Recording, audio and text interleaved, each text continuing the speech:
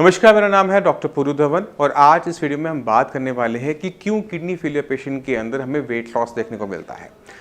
अक्सर kidney failure के patient weak day by day होते चले जाते हैं और वीकनेस की वजह से बॉडी के अंदर और बहुत सारी टाइप की कॉम्प्लिकेशंस पैदा होनी शुरू हो जाती हैं। और इस वीकनेस और इस वेट लॉस के पीछे दो बड़े रीजन देखने को मिलते हैं। पहला है प्रोटीन लॉस। अगर आपके यूरिन में प्रोटीन लीक हो रहा है, आप किडनी फेलियर के पेशेंट हैं और वो प्रोटीन लीक ज़्यादा हो रहा है और उतनी मात्रा में प्रोटीन आपकी बॉडी में खाने के थ्रू नहीं जा रहा, तो आपकी बॉडी वीक होना शुरू हो जाती है, क्योंकि हमारी बॉडी मैक्सिमम प्रोटीन की ही बनी होती है। तो सबसे पहला काम ऐसे केसेस में हमें करना पड़ता है कि यूरिन के थ्रू जो प्रोटीन लीकेज हो रही है उसको कम करना या उसको बंद करना। तब जाकर पेशेंट की बॉडी में जो वेट लॉस है, वीकनेस है, वो रुक पाती है। क्योंकि अगर आप प्रोटीन लीक करते चले जाएंगे तो क्या होगा कि आपकी बॉडी के अंदर, आपके ब्लड के अंदर टोटल प्रोटीन कम हो जाएगा। अब ये जो प्रोटीन है, ये जो ब्लड के अंदर होता है, ये हमारे बहुत सारे फंक्शंस में हेल्प करता है। आपकी बॉडी में एंजाइम्स हैं, अमीनो एसिड्स हैं, आपके हार्मोन्स हैं, ये सब कुछ प्रोटीन का बना हुआ है। आपका हीमोग्लोबिन है, वो भी प्रोटीन का बना हुआ है। तो अगर प्रोटीन ही नहीं है तो खून कैसे बनेगा? तो इस वजह से पेशेंट के अंदर हमें और कॉम्प्लिकेशन, एनीमिया जैसी दिक्कतें देखने को मिलती है कि कॉम्प्लिकेशंस बढ़ती चली जाती हैं। स्वेलिंग, जो हम देखते हैं कि किडनी फेलियर पेशेंट में एक कॉमन दिक्कत होती है कि पैरों के आसपास पानी भरना शुरू हो जाता है, ये भी प्रोटीन की डेफिशिएंसी से देखने को मिलता है। तो हमने इस कारण से प्रोटीन लॉस को रोकना होता है। दूसरा सबसे बड़ा कारण वेट लॉस का होता है, वो है परहेज। ये मैं किताबों से नहीं बता रहा, ये एक्सपीरियंस से बता रहा हूँ, क्योंकि मैक्सिमम पेशेंट जब आते हैं, विजिट करते हैं, तो किसी न किसी टाइप का वो परहेज कर रहे होते हैं। अब परहेज ज़रूरी है किडनी फेलियर पेशेंट के लिए, बट इतना परहेज करना कि आप अपनी बॉडी को ख़राब कर दो, वो किसी भी तरह से लॉजिकल नहीं होता। अब वो परहेज में क्या गलती करते हैं उसको भी हम डिस्कस कर लेते हैं। अगर किडनी फेलियर का पेशेंट अपनी डाइट में सिर्फ घिया, तोरी, टिंडा उबाल के खाता है, उसमें हल्दी नमक डाल के खाता है, यानी वो परहेज जो कर रहा है वो एक्सट्रीम लेवल का कर रहा है, उससे इसकी बॉडी की रिक्वायर्ड अमाउंट में कार्बोहाइड्रेट्स और प्रोटीन नहीं जा पाता। बॉडी में बहुत सारी टाइप की डेफिशिएंसीज बननी शुरू हो जाती है। मसल मास, हमारी जो मांसपेशियां हैं वो खत्म होनी शुरू हो जाती हैं, मांसपेशियां सूखना शुरू कर देती है, बॉडी बहुत तेजी से वेट लूज करना शुरू कर देती है। ये किसी बीमारी की वजह से नहीं हो रहा, ये परहेज की वजह से हो रहा है, क्योंकि पेशेंट चाहता है मैं परहेज करूँ और मैं ठीक हो जाऊँ। बट आप सभी को ये समझने की ज़रूरत होती है कि जब हम परहेज ज़रूरत से ज़्यादा करते हैं तो किडनी तो गई हुई है ऑलरेडी, हमारी पूरी बॉडी भी खराब होनी शुरू होती है और बैक टू बैक इतनी सारी कॉम्प्लिकेशंस किडनी फेलियर पेशेंट को फेस करना पड़ता है कि डॉक्टर्स के लिए उसे संभाल पाना मुश्किल हो जाता है। अब आपको एक चीज़ के बारे में और ध्यान रखना चाहिए कि जब आप परहेज कर रहे हो, एक्सट्रीम लेवल का परहेज कर रहे हो, तो आपको क्या नुकसान और देखने को मिलता है। किडनी जब खराब होती है तो अक्सर किडनी फेल होने के बाद पेशेंट को डायलिसिस के लिए बोला जाता है, और डायलिसिस के टाइम में एक ही सबसे बड़ा डिसएडवांटेज ये होता है कि पेशेंट वीक बाय वीक होता रहता है। जैसे जैसे डायलिसिस होंगे पेशेंट वीक होता चला जाएगा। तो अगर आपकी बॉडी ऑलरेडी वीक है तो आप डायलिसिस करवा पाओगे? नहीं करवा सकते। तो अगर हम परहेज बहुत ज़्यादा करते हैं तो कहने का मतलब ये है कि हम एक अपना सर्वाइवल का रास्ता बंद कर देते हैं।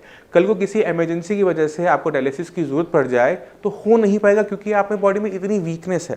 तो इस वीकनेस को ख़त्म करने के लिए दो ही तरीके होते हैं। पहला है यूरिन के रास्ते प्रोटीन को बंद करना। अगर आपकी बॉडी में से लीकेज कम होगी तो उतना ही ज़्यादा प्रोटीन आपकी बॉडी में स्टे करेगा और आपकी बॉडी के को नॉर्मल फंक्शन करने में हेल्प करेगा, पहला तरीका। दूसरा तरीका ये है कि अपनी बॉडी की रिक्वायरमेंट के हिसाब से प्रोटीन का इंटेक अपने खाने में करना। अब ये कैसे पता लगेगा कि हमारी बॉडी की क्या रिक्वायरमेंट है प्रोटीन की? तो बहुत सिंपल सा तरीका होता है कि जब आप KFT करवाते हैं तो आपकी KFT रिपोर्ट के अंदर टोटल प्रोटीन, एल्ब्यूमिन, ग्लोबुलिन सब कुछ आ रहा होता है। ये जो सेक्शन होता है ये बताता है कि हमारे ब्लड में कितना प्रोटीन है। ये नॉर्मल लिमिट में होना चाहिए। अगर आपकी बॉडी में प्रोटीन नॉर्मल लिमिट में आ रहा है, यानी आप खाना ठीक से खा रहे हैं, तो ऐसे के अंदर हम क्या करते हैं, किडनी फेलियर पेशेंट को बोलते हैं या तो आप लाइट प्रोटीन डाइट पे जाइए या फिर प्रोटीन फ्री डाइट पे जाइए। अब आप सोचेंगे ये तो बिल्कुल डॉक्टर साहब उल्टी बातें कर रहे हैं, एक तरफ कह रहे हैं कि आप प्रोटीन ज़रूरी है और उधर से कह रहे हैं कि आप प्रोटीन को मत लीजिए। प्रोटीन जितना ज़्यादा आप लेंगे उतना ज़्यादा वो क्रिएटिनिन में कन्वर्ट हो जाता है, क्योंकि क्रिएटिनिन जो है हमारी मसल्स में बनता है, जो कि एक टाइप का वेस्ट है जो कि प्रोटीन का ही बना हुआ होता है। यानी अगर आप अपनी बॉडी की रिक्वायरमेंट से ज़्यादा प्रोटीन खाओगे तो ज़्यादा क्रिएटिनिन बनाएगा। अगर आप अपनी बॉडी की रिक्वायरमेंट से कम प्रोटीन खाओगे तो बॉडी में डेफिशिएंसी होगी। तो एक तरफ कुआं है, एक तरफ खाई है, और हमें बीच में से चल के जाना है। तो ये जो बीच की जो लाइन है इसको समझने की ज़रूरत है। ये आपको बताती है कि आपने प्रोटीन खाना है या नहीं खाना है तो कितना खाना है। तो पहले आपने रिपोर्ट देखी, टोटल प्रोटीन इन लिमिट्स में आ रहा है तो आप प्रोटीन रिस्ट्रिक्टेड डाइट में रहोगे। अगर आपका प्रोटीन लोअर साइड आ रहा है, आप देख रहे हैं आपकी रिपोर्ट में 6.5 के आसपास आ रहा है, यानी लोअर नॉर्मल रेंज के भी लोअर साइड आ रहा है, तो ऐसी बॉडी के अंदर प्रोटीन दिया जाता है। अब सवाल ये है कि हमने कौन सा प्रोटीन खाना है, क्योंकि प्रोटीन की तो बहुत सारी फूड आइटम्स होते हैं, बहुत सारी वैरायटी होती है। तो हमने ध्यान क्या रखना है कि हम जो भी प्रोटीन खाएं वो इजी टू डाइजेस्ट होना चाहिए, यानी हमने खाया वो पचा और हमारे शरीर को लगा। अगर हम हैवी प्रोटीन खाते हैं, मान लो कि हम चिकन खाते हैं, मटन खाते हैं, इसको पचने में बहुत टाइम लगता है, बॉडी को बहुत ज़्यादा काम करना पड़ता है। अगर आप नॉन वेज का प्रोटीन ले रहे हैं तो आप किसी एनिमल को खा रहे हैं, उसकी एनिमल की बॉडी में जो भी वेस्ट मटेरियल है वो भी आपकी बॉडी में जा रहा है और आपकी किडनियां काम नहीं कर रही, तो क्या होगा कि वो वेस्ट मटेरियल भी आपकी बॉडी में इकट्ठा होना शुरू हो जाएगा, जो कि आगे चल के दिक्कत पैदा करेगा। तो अगर आप प्रोटीन ले रहे हैं तो आप लाइट प्रोटीन लेंगे, जैसे दालें, जैसे दूध, जैसे घर का बना हुआ पनीर, क्योंकि ये आपकी बॉडी की प्रोटीन की रिक्वायरमेंट पूरा कर देगा, क्रिएटिनिन नहीं बनाता और आपको किसी टाइप की दिक्कत नहीं होने देगा। आपके हार्मोन्स बनेंगे, आपके एंजाइम्स बनेंगे, आपकी बॉडी के नॉर्मल फंक्शंस होंगे, बॉडी में प्रॉपर हीमोग्लोबिन इसकी वजह से कम नहीं होगा, यानी प्रोटीन की डेफिशिएंसी की वजह से हीमोग्लोबिन की कमी, खून की कमी हमें देखने को नहीं मिलेगी और वीकनेस कम रहेगी या बिल्कुल नहीं रहेगी। तो ये ज़रूरी हो जाता है आपको समझना कि आपने प्रोटीन लेना है या नहीं लेना है, लेना है तो क्यों लेना है और कितना ही मात्रा में लेना है। तो अगर आप किडनी फेलियर के पेशेंट हैं तो आप हफ्ते में 2-3 बार दालें ले सकते हैं। बस आप ध्यान रखेंगे कि दालें जो आप लें, मूंग, मसूर और मोट की जो हल्की दालें होती हैं उनका सेवन करेंगे, चाहे आप छिलके वाली करें चाहे बिना छिलके वाली करें। 1 कटोरी से ज़्यादा नहीं लेंगे और कोशिश कीजिए कि दाल जब आप बना रहे हैं उसमें पानी की मात्रा ज़्यादा हो, सूखी सूखी दाल ना हो, लिक्विड वाली जैसे जेल वाली दाल या फिर हम हॉस्टल वाली दाल कहते हैं, वैसी दाल आप बनाएंगे जिससे आपको खाना खाने में भी अच्छा लगे और आपकी बॉडी में कम मात्रा में अच्छे क्वालिटी का प्रोटीन जाता रहे। इसी तरह से दूध ले सकते हैं, गाय का दूध बहुत अच्छा होता है, प्रोटीन की मात्रा अच्छी होती है, वो आपको हेल्प करेगा आपकी बॉडी की प्रोटीन की रिक्वायरमेंट को पूरा करने में। क्योंकि अगर आप एक कप दूध पी रहे हैं तो उसमें प्रोटीन कितना है, इतना सा, और इतना ही प्रोटीन हमें डेली बेसिस पे चाहिए होता है, तो हमें थोड़ा सा प्रोटीन जो है हम दूध से भी ले सकते हैं।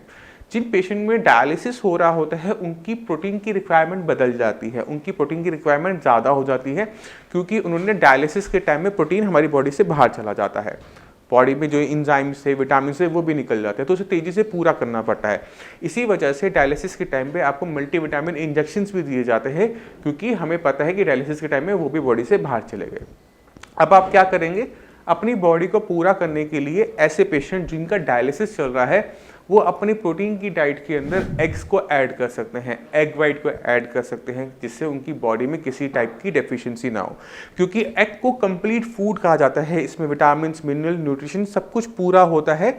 एक आधा विटामिन सी जैसा छोटा मोटा अपना जो विटामिन है वो उसकी डेफिशिएंसी देखने को मिलती है, बाकी सब वो कंप्लीट फूड में काउंट होता है। इसी तरह से दूध भी कंप्लीट फूड में काउंट होता है। जब हम छोटे होते हैं तो पहले 6 महीने तो सिर्फ दूध पे रहते हैं और हमारी बॉडी अच्छे तरीके से ग्रो करती है। इसी वजह से दूध ज़रूरी हो जाता है। अब अगर दूध की किस फॉर्म को लें, क्योंकि दूध में तो पानी बहुत ज़्यादा है ना, लिक्विड बहुत फॉर्म में, तो दूध की एक फॉर्म होती है जिसे हम कहते हैं छेना। छेना पनीर ही होता है, बट इसे घर में बनाया जाता है और फ्रेशली बनाया हुआ जो पनीर होता है, छेना होता है, उसको आप ले सकते हैं, वही पेशेंट जिनका डायलिसिस हो रहा है। तो इस तरह से आप अपनी प्रोटीन की डेफिशिएंसी को पूरा करते हुए अपने वेट लॉस को होने से रोक सकते हो। आप वेट गेन मत करो, बट वेट लूज करने की भी ज़रूरत नहीं है, क्योंकि जितनी वेट लूज आप करोगे उतना ही आपकी बॉडी में वीकनेस, बॉडी की डिग्रेडेशन, बॉडी में डेफिशिएंसीज तैयार होंगी, जो कि एक कॉम्प्लिकेशन दूसरी कॉम्प्लिकेशंस को, बीमारियों को तैयार करना शुरू कर देगी। और जब बॉडी में एक ऑर्गन खराब होता है तो उसका असर दूसरे ऑर्गन पर ज़रूर पड़ता है, दूसरे से तीसरे पे ज़रूर पड़ता है, और धीरे धीरे पूरी बॉडी में मल्टी सिस्टम फेलियर शुरू हो जाता है। तो हमने इसे रोकने के लिए आपको खाना खाने की ज़रूरत है। एक और बहुत इंपॉर्टेंट बात होती है, अगर आप खाना ढंग से नहीं खा रहे, खाने में डेफिशिएंसी है, तो आपकी किडनी भी ढंग से काम नहीं करेगी। आपकी किडनी कमज़ोर है, काम नहीं करी, मगर इसका मतलब ये नहीं है कि आप उसे खाना देना बंद कर दो, क्योंकि जब आपने खाना खाना बंद किया था तो आपकी किडनी को भी खाना मिलना बंद हो गया, और जब उसे खाना मिलना बंद हो गया तो धीरे धीरे वो तेज़ी से वीक होनी शुरू होगी। क्रिएटिन आपका बढ़ेगा, घटेगा नहीं, क्योंकि मसल्स में बनता है क्रिएटिन, जैसे मैंने पहले समझाया। तो अगर कोई पेशेंट खाना खाना कम कर देता है या बंद कर देता है तो बॉडी बहुत तेज़ी से वेट लूज़ करती है, और ये वेट कहाँ से जाता है? मसल से। मसल सूखना शुरू करती हैं। तो हिंदी में एक कहावत है, ना होगा बांस ना बजेगी बांसुरी, ना होंगी मांसपेशियाँ ना बनेगा क्रिएटिनिन। तो अक्सर क्रिएटिनिन डाउन होता है, बट आप डॉक्टर से पूछो कितने टाइम वो लोअर साइड रहता है। उस मुश्किल से 1 महीना या 2 महीना वो नीचे वाले लेवल्स पर रहेगा, और फिर जब वो बढ़ता है तो पेशेंट को सीधा डायलिसिस की तरफ लेके जाता है, और पेशेंट डायलिसिस को भी सर्वाइव नहीं कर पाता क्योंकि पिछले 2 महीने में पेशेंट ने कुछ ढंग से खाना खाया नहीं है। तो ऐसी गलतियाँ किडनी फेलियर के पेशेंट ना करें।